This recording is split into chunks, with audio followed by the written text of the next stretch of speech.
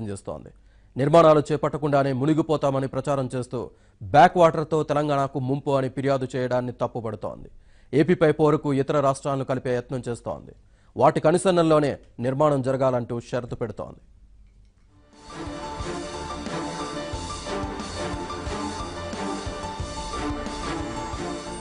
ఆంధ్రప్రదేశ్కు జీవనరేఖ అయిన పోలవరం ప్రాజెక్టుపై తెలంగాణ ప్రభుత్వం భారీ కుట్రకు తెరతీసిందని రాష్ట్ర జలవనరుల శాఖ ఉన్నతాధికార వర్గాలు ఆగ్రహం వ్యక్తం చేస్తున్నాయి.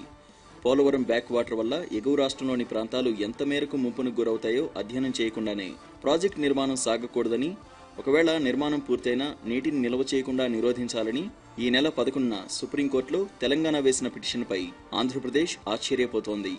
లక్ష్యం మేరకు నిర్మాణం సాగుతున్న ప్రస్తుత దశలో దాన్ని అడ్డుకునేలా సుప్రీంకోర్టులో తెలంగాణ ప్రభుత్వం కేసు వేసిందని ఆరోపించాయి.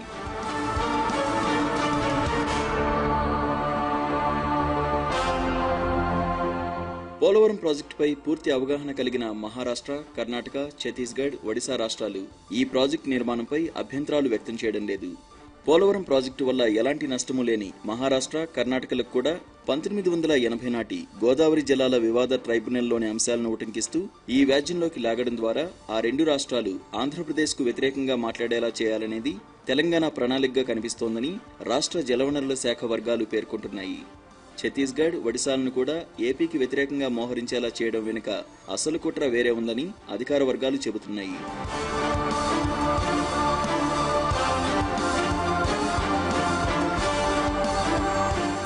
పైగా ఇంకా ఎలాంటి నిర్మాణాలు చేపట్టని భూపాలపట్నం హైడల్ ప్రాజెక్టు మునిగిపోతుందంటూ తెలంగాణ ప్రభుత్వం సుప్రీంకోర్టును తప్పుదోవ పట్టించేలా వ్యాజ్యం వేసిందని అధికారులు అంటున్నారు.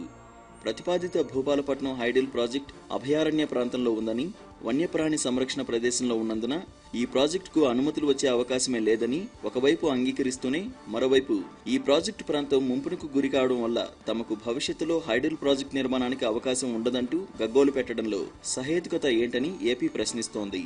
భద్రాచలం మునిగిపోతుందంటూ ఆందోళన చేయడంలోనూ అర్థం లేదని ఏపీ కొట్టిపారేస్తోంది. పోలవరం స్పిల్వే ఎత్తు 145 అడుగులకు మించకుండా ఉండాలని, 36 లక్షల క్యూసెక్ల ప్రవాహానికి మించకుండా ఉండాలని, కానీ 50 లక్షల క్యూసెక్ల సామర్థ్యంతో స్పిల్వే నిర్మాణం చేపట్టేందుకు సిడబ్ల్యూసీ అనుమతి ఇచ్చిందని తెలంగాణ అభ్యంతరం వ్యక్తం చేస్తోంది.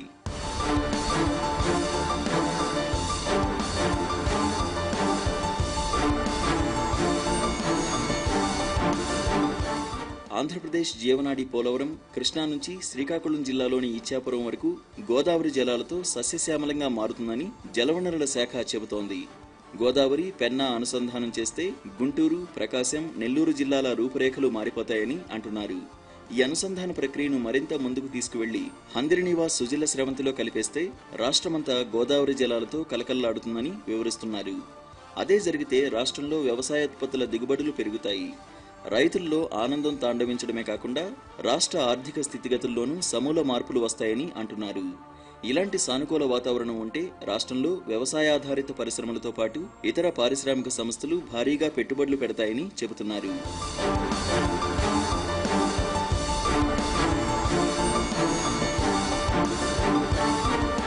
స్వయం ప్రతిపత్తి కలిగిన సంస్థ నియంత్రణలో ఈ ప్రాజెక్టు ఉండాలని తెలంగాణ కోరడం ద్వారా కేంద్ర, రాష్ట్ర ప్రభుత్వాలకు పోలవరం ప్రాజెక్టుపై ఎలాంటి అధికారము లేకుండా చేయాలన్నదే ఉద్దేశంగా కనిపిస్తోందని రాష్ట్ర జలవనరుల శాఖ వర్గాలు ఆగ్రహం వ్యక్తం చేస్తున్నాయి. ఒక్క పోలవరాన్ని అడ్డుకుంటే మొత్తం రాష్ట్ర ప్రగతినే సమూలంగా అడ్డుకోవచ్చన్న భారీ కుట్రలో భాగంగానే సుప్రీంలో తెలంగాణ ప్రభుత్వం కేసు వేసిందని రాష్ట్ర జలవనరుల శాఖ వర్గాలు ఆరోపిస్తున్నాయి.